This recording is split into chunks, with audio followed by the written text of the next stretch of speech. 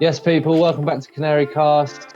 After all that wait for a game of football, it was quite a letdown, wasn't it? Norwich losing 3-0 on Friday night to Southampton. Here with me to discuss all that good stuff is Jacob and Harvey, as always. Jacob, let's go to you first. How you doing, mate? Have you recovered from Friday night? Just about, mate, after many drinks of alcoholic beverages, yeah. I've recovered, this morning. I'm fine, ready to dissect. Harvey? Well, I had a much different weekend. I was actually kind of happy to wear the shirt for once. Even one with Wonga on it. It's the only time I've seen you wear a Newcastle shirt. Yeah, there's a good reason for that, to be fair. Yeah. We did wait a long time for a game of football, and that was quite the letdown. I've calmed down now, but immediately in the aftermath, I wasn't fuming, but I was just like, lads, we've waited so long for that. And then we just lose 3-0. Like, it was so frustrating, wasn't it? Did they break your positive mindset? Because you're the most positive Norwich fan I know. I'm one game away from losing it. Like, whilst it's still mathematically okay, all right, there's not many games left, 8, but I haven't jumped off the bandwagon yet. I'm still being positive this week, but that is probably going to be about it, if I'm honest with you. So lose to Everton and you're done? I think so. I mean, if nothing changes points-wise at the bottom, then perhaps not. But we are running out of games. Yeah, it's literally going to be until it's done, isn't it? Until it's done, you're going to be like, no, it's still mathematically possible. Otherwise, we'd just be sat here listening to all three of us going, no, we're done. We're done. But you are. There we go. I hate to say not yet, Harvey. Give it one more week. One more week. Okay, I'll hold you to that. At least we'll win the FA Cup. My hair is staying brown at this rate. It's not going yellow. At this rate, it is, yeah. Quite comfortably, yeah. You have no fear. I might dye it darker as a retaliation. Do what you like, mate. As long as you dye it yellow and green, if you stay up, that's fine by me. Right, lads, let's get into it. Let's go cast our minds back to pre-match because we've got a lineup to talk about and a slight formation change as well. The defence sort of picked itself, didn't it, because of injuries, Jacob? Yeah, there's literally no one else. Unless you're going to go dramatic. But it was an interesting team, wasn't it? I think that everyone that I'd seen kind of comment and friends who'd messaged in said, oh, Dermot and Pookie. To be honest, I thought one of them was going to drop deeper and play in the number 10. But it was 2 up front. And going on to the game, it looked like they hadn't really trained on it. But beforehand, it looked a decent team altogether. We did call for it last week, didn't we, the 2 up top? Because we sort of pointed that out as one of Southampton's weaknesses. They clearly listened. Didn't work this week. Yeah. The Southampton analyst. Yeah, exactly. The other thing I wanted to talk about with selection was Kenny and Tribal, because the last time we saw that was Watford at home when we lost 2-0. That was a pretty poor night as well, and we haven't seen it since. What do you make of that pairing in general?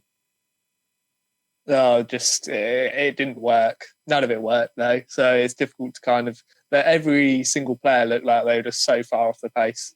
Them two, I'm not too sure, to be honest. Like, it worked at the back end of last season, didn't it? I think Daniel likes to go back to that and think, in possession, it's good. But Kenny McLean's not a holding midfielder, really, is he? He likes to join the attacks, and then you just get left open. And to be honest, in the most bluntest way in the Premier League, Tom Tribal's not a good enough central defensive midfielder. That's why Tete's taken his place this season. Yeah, we do look more solid with Tete. I was surprised not to see him, but perhaps that's a fitness or an injury, whatever.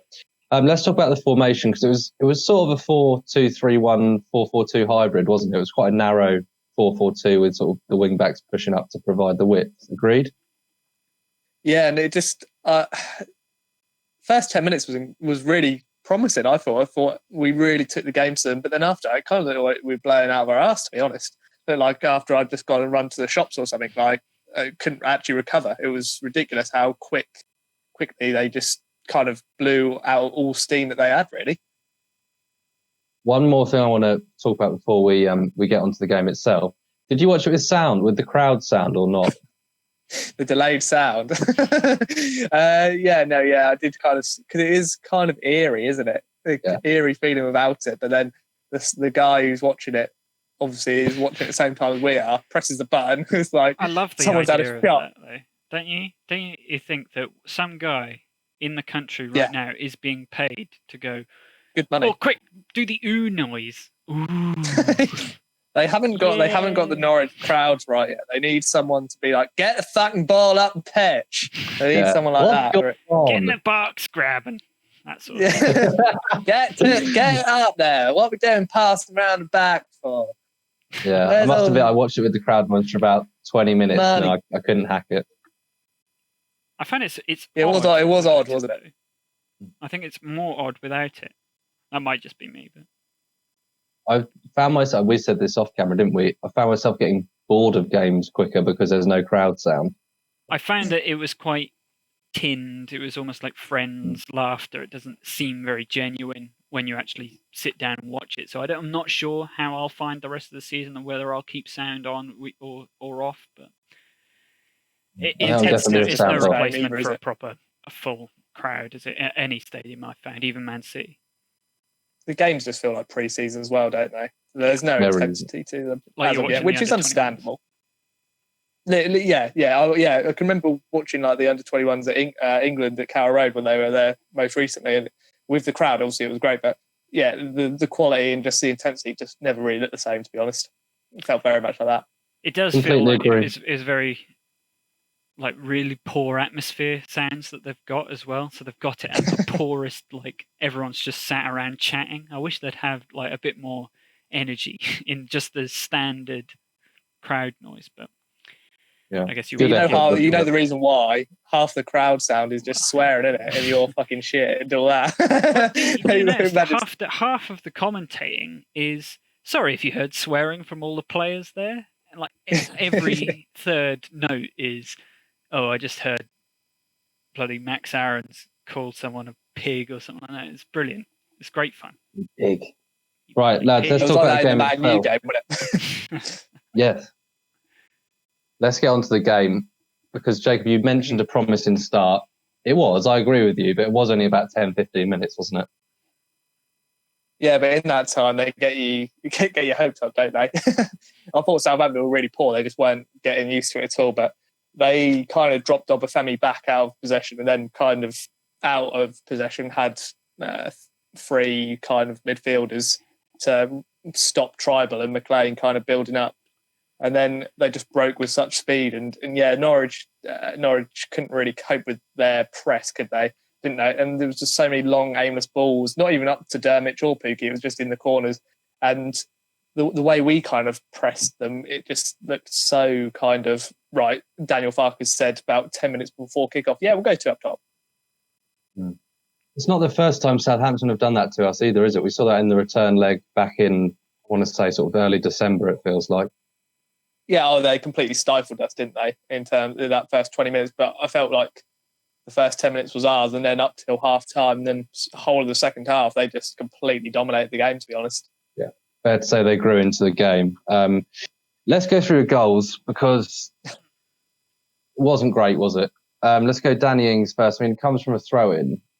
Daniel Farker in his post-match interview was saying, like, well, it was 5 against 2 in our favour in our own box, which I think makes it sound better than it was, because the whole defence had sort of shifted across and Danny Ings had yards of space, didn't he? We got away with it in the first half, didn't we, when Godfrey got caught and Roy Keane lambasted him, really, didn't he? And if you're not good enough to play that way, then don't play that way. He's obviously never watched us. That is his character and persona, isn't it? He hasn't watched Ben Godfrey, though, has he? And obviously former Ipswich, he's got to be spiteful in a way. And that's just the kind of guy he is, just a bit of a knob. But in terms of, he did get caught, and then a fully fit Danny Ings would score the goal that hits the bar. And you get away with that and you think, right, half-time, regroup, kind of, I don't know, put some energy into them, get an energy bar down. I don't know what the hell you need to do. Kick the bloody life into them, because they just, apart from the first 10 minutes, they were dead. And yeah, just concede from a throw-in, the whole team just moved over, and I didn't really understand where anyone was. Everyone was just so kind of, right, there's the ball. I need to look at the ball in terms of, and instead of being in their position. And you leave Danny Ings that space in the box, it's ludicrous. And it was a great finish, but I found it was when you leave him that amount of time, it was sloppy all over, though, wasn't it? The passing was, especially from the back, was extremely poor. Even short passes, like between the centre backs, I can't remember which chance it was, but I think it was in the first half where just Godfrey just passed it directly to Danny Ings. It was very very poor across the board, and whether that was in the passing or even dribbling, it just didn't land. And I feel like Daniel Farke probably needed to get in there and say, look, what's going on? But it seems, and this is emblematic of Norwich pretty much all season, is that if they perform badly in the first half, but they go in at 0-0, they then capitulate immediately after half time. And that it's funny you say that, United. actually.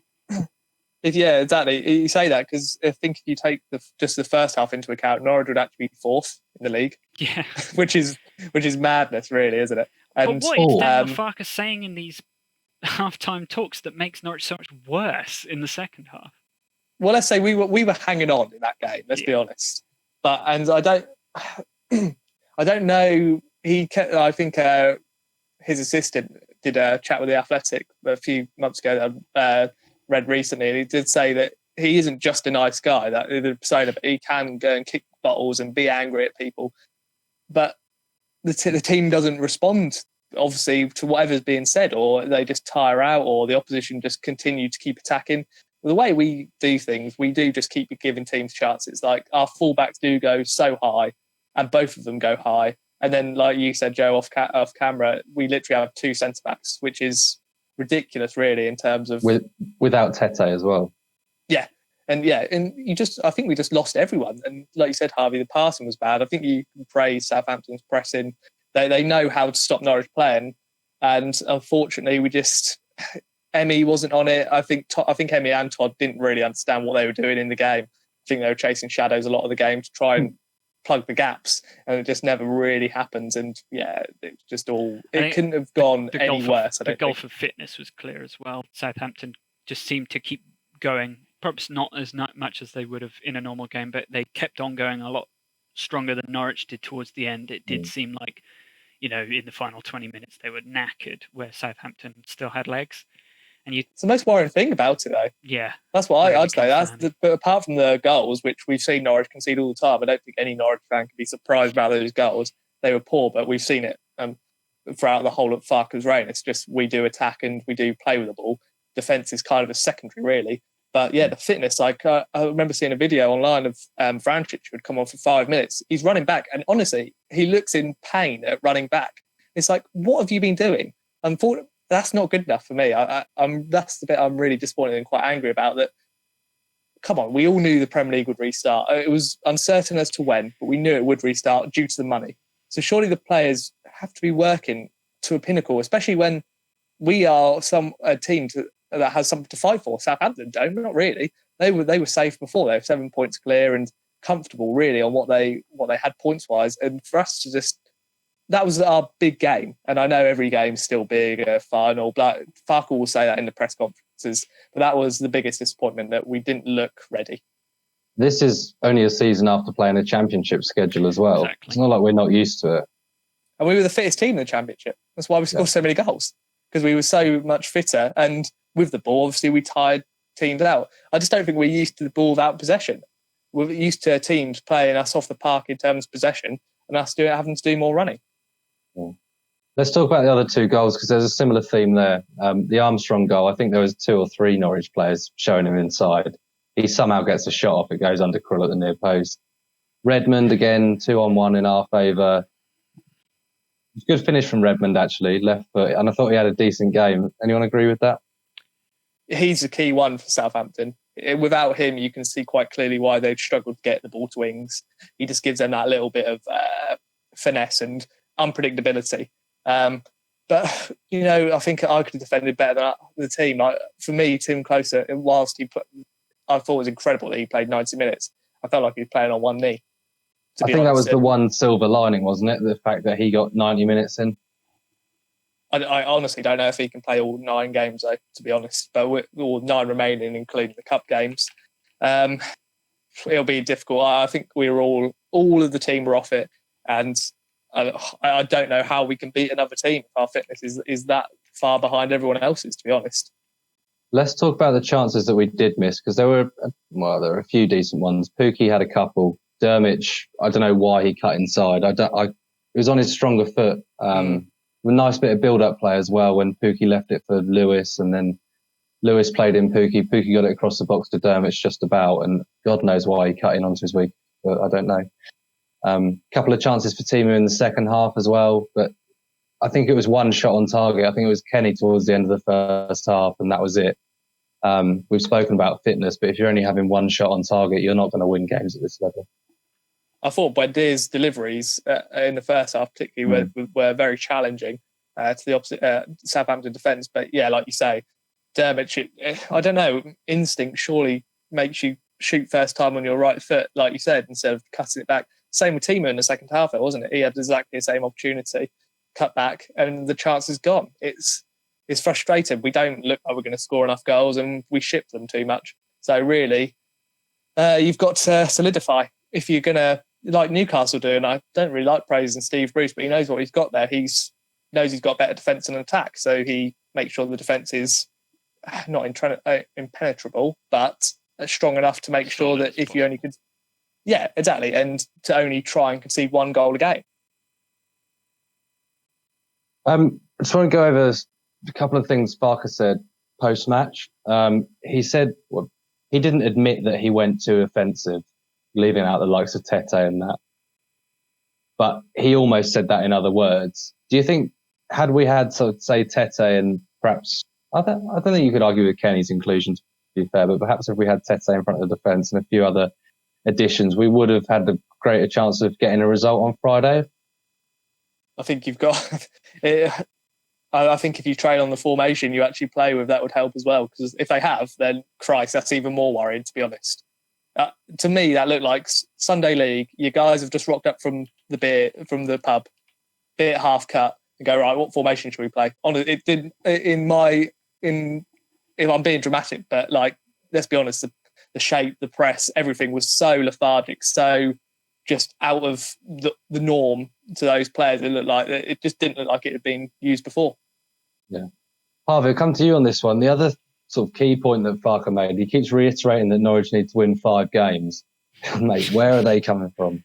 Where are they coming from? From his arse. There's just no chance. It's not going to happen.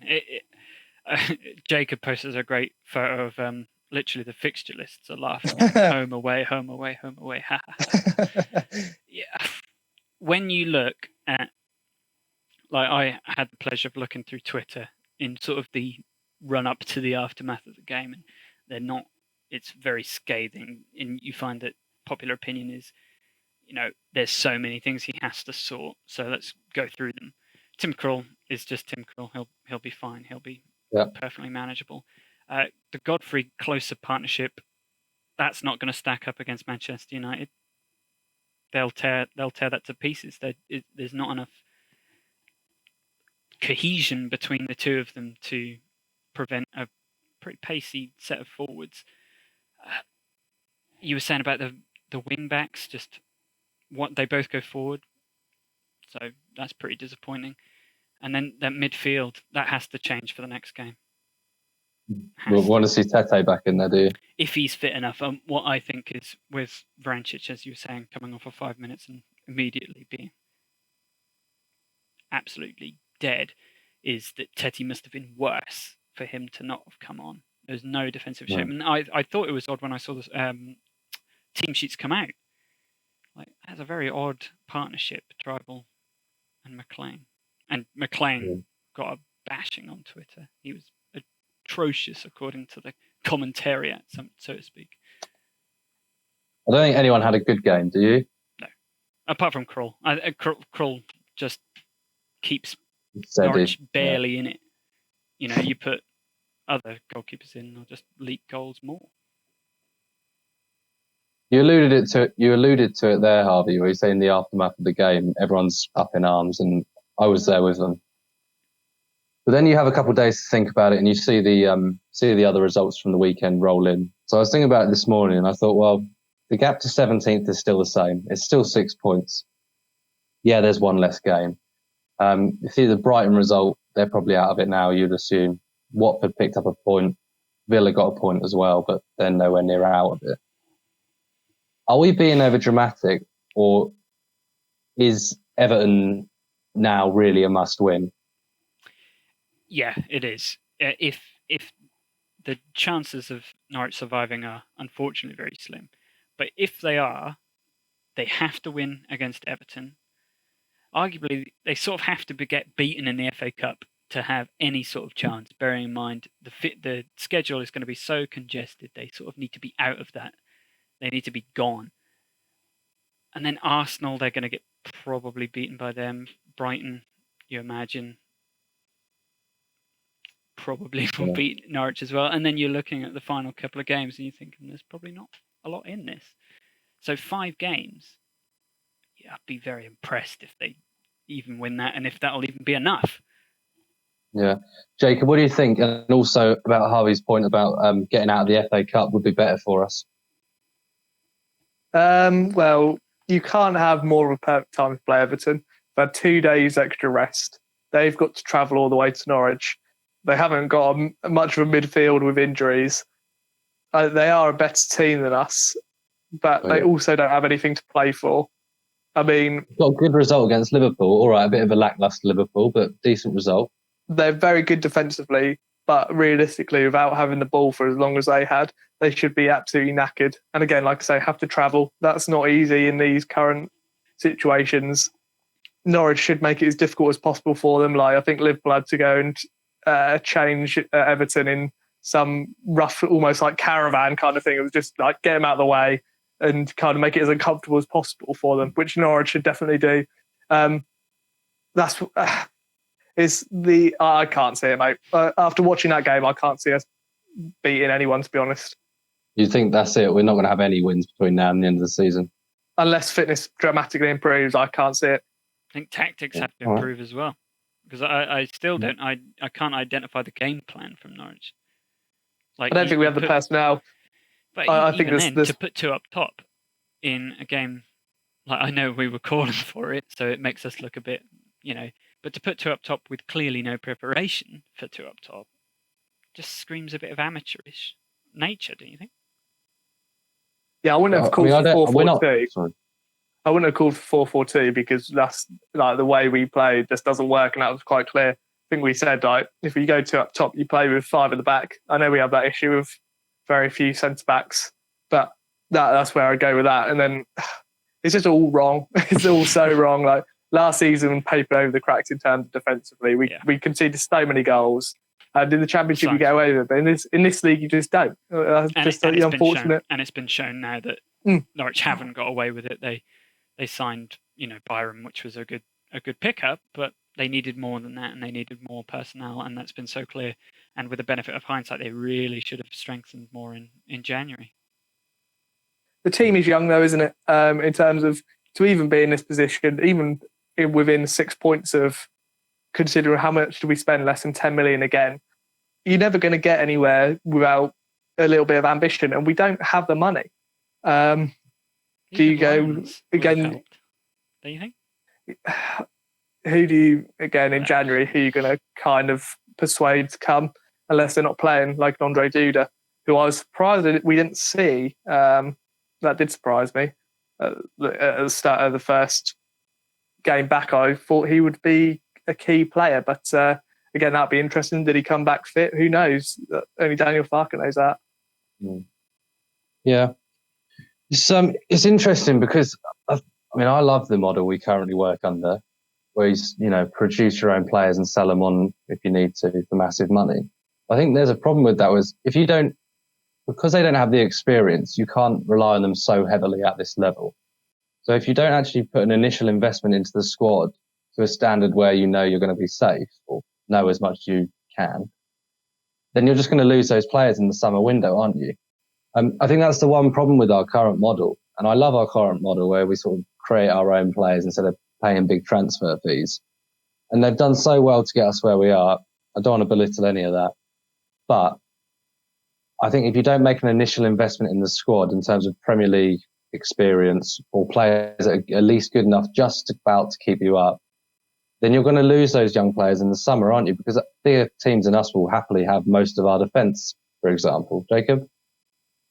I think the one biggest problem we have is we haven't adjusted to this league. We've gone with our style, and unfortunately that's too naive. We've gone with, okay, we'll just continue to attack or continue to keep the ball and try and play our way, and which is admirable at times, but when it's clearly not working, you have to change it. And unfortunately, we haven't. And we paid the price in too many games this season for not closing out a game because we don't know really, let's be honest, how to defend. Yeah. I mean, I don't think we're adaptable enough. That is a great point, Jacob. I mean, we spoke last week about having playing two up top, and you see teams make these little tweaks each week. But Harvey, to be fair to Daniel Farke, he did make a tweak, but it definitely didn't work this week. You have to be ready for it. But on the broader point, I think Norwich are victims of their own success. No one expected them to, challenge for the title last season, and so perhaps in the perfect world, Norwich don't even get into the playoffs. Last season, they strengthen again. They have a bit more experience across the board, whether that's in the defence and maybe even the attack. And then they push for the title, and they come up next year with a much stronger, much more experienced, and much more developed squad. The issue is that they went up far too quickly, and perhaps they're learning the wrong lessons, the young players in the squad. Yeah, I don't like that. Stuart Webber and Daniel Farke both said we're ahead of schedule. Exactly. I don't like that excuse, because any business could say, okay, we're ahead of schedule. That's when you then go, right, okay, we're ahead of schedule. Fantastic. We have to then go with the next plan. We have to plan for that step up. And we haven't. The thing. It's like if Canary Cast suddenly got 10 million viewers. We don't just carry on as we were. Easily. We invest. We invest that sort of stuff. You don't. I become big-headed and leave you all. Exactly. You go off and launch a solo career doing podcasts instead. But this me and Laura Woods will go and be happily married. Join TalkSport. By Jack Grealish. Fucking Laura Woods, man, every week.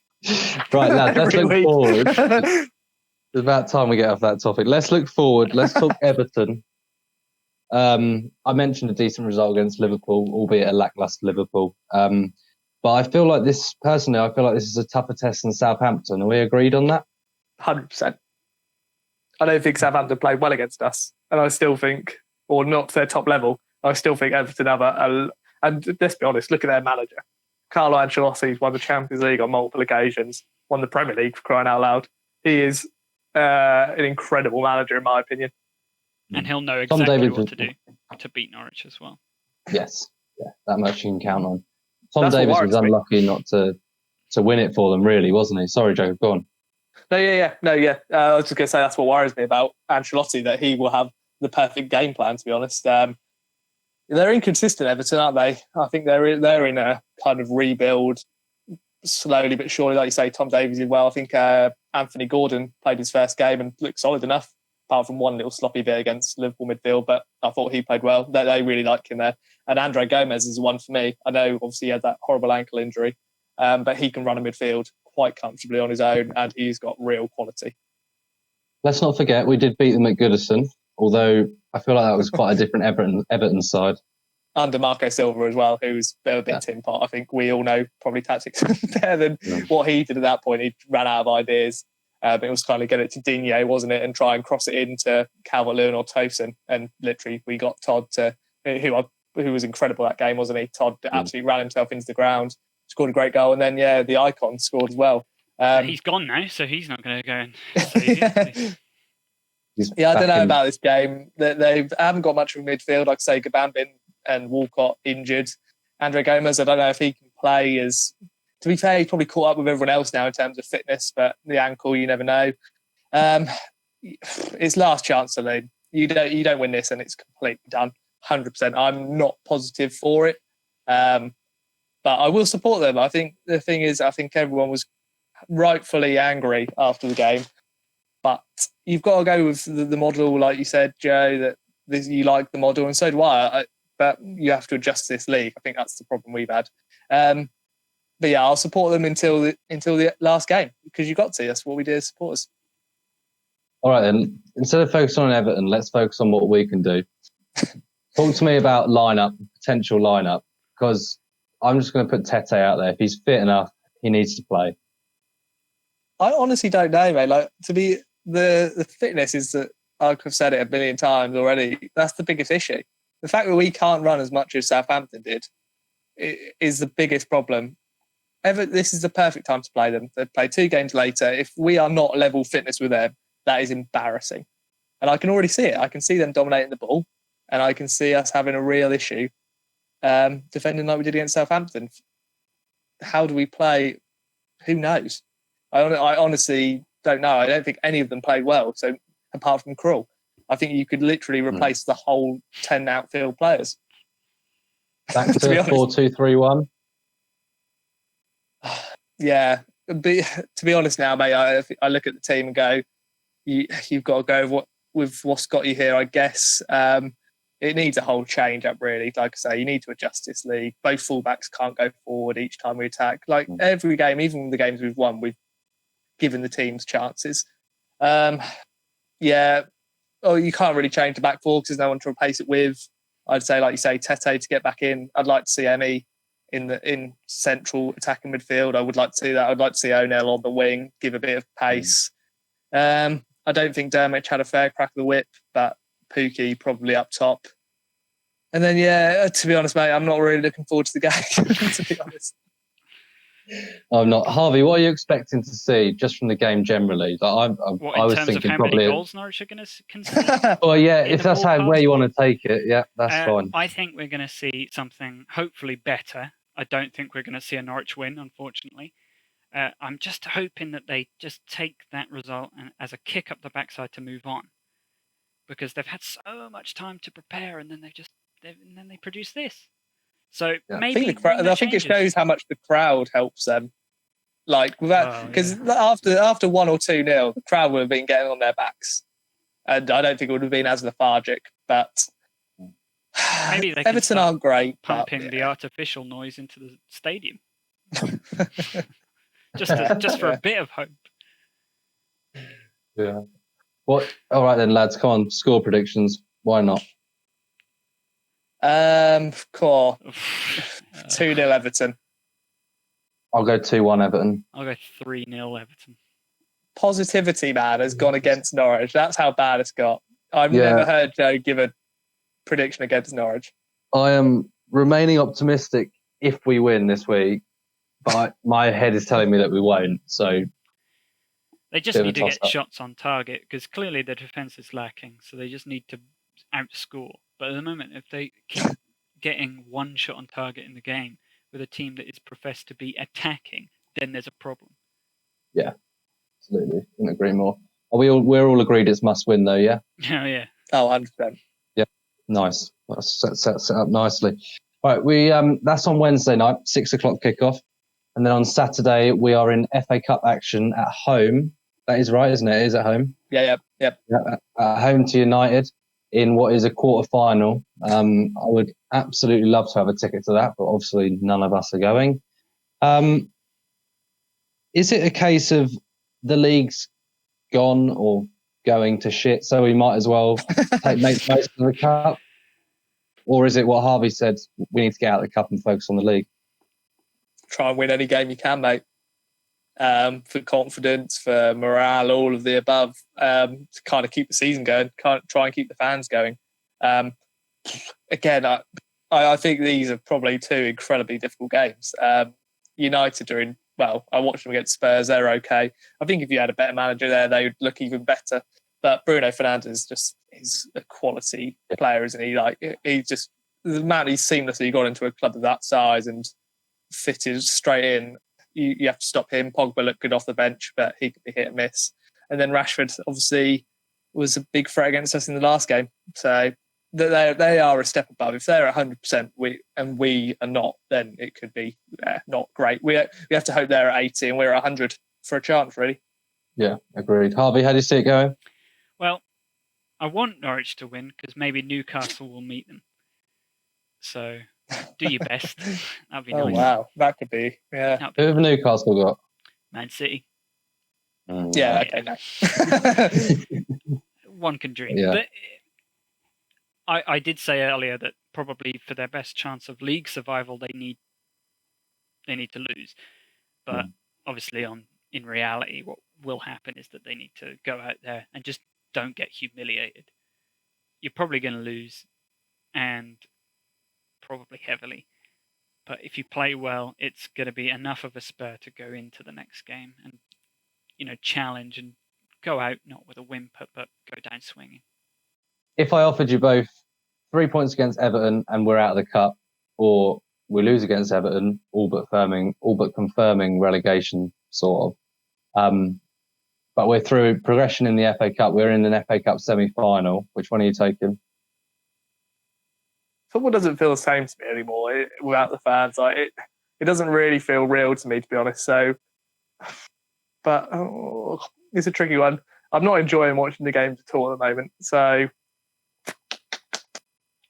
which one would I rather take? I'd rather take the FA Cup win. Harvey? I think for the exact same reason, the other way around, I'd take the Everton. Me too. Yeah, me too. I don't want to watch Norwich play at Wembley if I'm not there. Exactly. Like that's the whole. I'd rather see him win it. Cup and win amongst the fans or lose amongst the fans. Yeah. It doesn't seem the same. Jacob, if there is a realm of fantasy where Norwich win the FA Cup this season, you're going to be celebrating it in your living room. But I'm not. Honestly, it would be the most amazing achievement. I'm not but up you for won't that. be like, there. Why would? Yeah, exactly. Like, just be celebrating in your living room with your brother. That's it. Oh God! I'd rather celebrate. I'd rather celebrate an FA Cup win than get knocked out of the FA Cup in the quarter-final and getting relegated anyway. So I'd rather have something to cheer about. I'm with Harvey on that one. I know what you mean. To be honest, like if I'm being really, really honest, I really don't care how the season goes because for me it's not the same. You've really fallen out of love, haven't you? Yeah, I it's for me the whole way the football's come back in is for money. It's not for anyone's enjoyment. Whoever says Boris says or whoever says, "Oh, we need football for the people," it's bullshit. It's all for the money, and for me, it's not the same as what it should be. Yeah, it's definitely not the same without the fans. I mean, we get a hard deal as fans, but God, is it so much better when the stadium's full? So the hot take from Canary Cast, the footballing podcast, is football sucks. Let's stop watching. Yeah. The morals the morals and the ethics and all of that. The reasoning why this league has come back on is wrong. We all know that. I know we all agree that opinion. And talking of moral and ethics, it's not like the Premier League has much, of a moral compass. They're allegedly about to approve the takeover. So. I was about to say, how's that going? As I sit with a Wonga t-shirt on as well.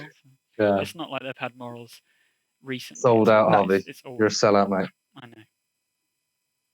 But yeah. At least I'm happy. That is all at least you're happy this week. That's all the footballing topics. We've covered what we wanted to cover, lads. Is there anything else we want to mention? Mike Dean's beard. Yeah, go for it. Majestic. I was jealous. I was trying to think before the Liverpool-Everton game. I was thinking, there's no fans. Like the TV attention will be on the Black Lives Matters, and rightly so. How is he going to make a statement in the first 10, 15 seconds? And then I see him walk out, and I'm like, yes, Mike, you have done it. And he knows the camera's on him. He pulls a little face. That I bet he's just thought, yes, this is my moment. And I think it's majestic. I think he looks so much better with a beard. And the whole of Twitter was on meltdown. He's done it again. He loves it. It's so good, and I love him. I would love to have him. I raise Andy Carroll's beard, or lack thereof. Oh my! Oh, what the hell? What has he done? Like, love it. I saw on Twitter. I was like, what has he done? Why? Just why? I don't get it. Like that is just bizarre. Honestly, why would you go out in public like that? Honestly, I would if I could, but I like it. Yeah, I've got a failed attempt. I know Joe's got the best one here, but I still know Mike Dean. Harvey, do you want to have a little gloat about Newcastle this weekend? Don't need to. Even Joe Linton scored. You did call that, in fairness. Exactly. Yeah, and I think it's the atmosphere that helps. Because you imagine because I don't know if you've seen it, but the first shot he missed, the crowd would have turned on him immediately, and there's no 100%. chance. There's no chance. So I think actually the lack of crowd actually really helped him. So another chalk. I want to see Steeperman back for that. Steeperman back for the same reason, exactly. Actually. And Norwich have options, but they need to turn this situation into a positive to put players who are out of form into the lineup because they're not going to get jeered, they're not going to get booed. Just play anybody. COVID-free Marco Steeperman, we should add as well. That's good news. Yeah. And it was as we recorded the podcast last time, it came out that he didn't have it. So nice timestamp on our podcast. Yeah, as always. It always bloody happens afterwards, doesn't it? Yeah, you talk all about it. It must be awful for his family. In 2 minutes later, yeah, I'm fine. As we click upload. Oh. Bastards. Why can't you just stay having COVID? Well, how Safely. selfish. Yeah. Selfish bastard. We'll wrap up there, lads, because there's not a lot of hope on the team this week. I am staying positive unless we lose. If we lose this week, I'm joining you. But for this week, I'm staying optimistic. We're going to have to think of some other words, aren't we? Like, if we do lose, like, we have to think of some way to kind of keep these as optimistic as possible. Because afterwards, I was thinking, after watching that game, came to my head and thought, how the hell am I going to record a podcast about that shit? It was just so bad. I hope that's not every week. I really do hope so. I got bad news for you, but we'll see. I really hope not. I really can't cope with it. But we'll see. Hopefully we win both games. You never know. Miracles do happen. Stay up, win the FA Cup. None of us will be there, but oh well. Right, we'll wrap up there then. Thank you so much for listening, as always. Hopefully you're not too down after the result on Friday. And here's to 3 points against Everton. Thanks for listening. See you later. Bye.